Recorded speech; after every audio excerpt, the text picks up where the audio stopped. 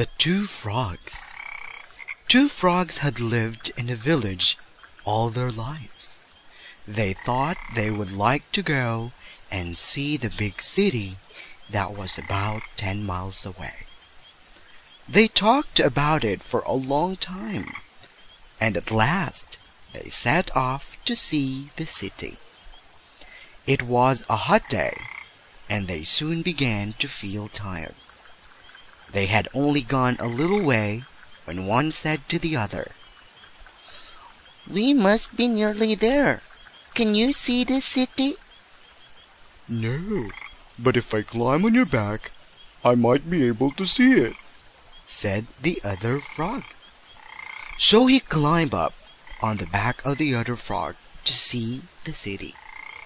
Now, when the frog put up his head, his eyes could only see what was behind and not what was in front. So he saw the village they had just left. "Can you see the city?" asked the frog who was below. "Yes," answered the frog who had climbed up.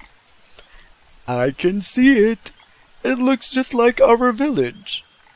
Then the two frogs thought that it was not worthwhile going any farther.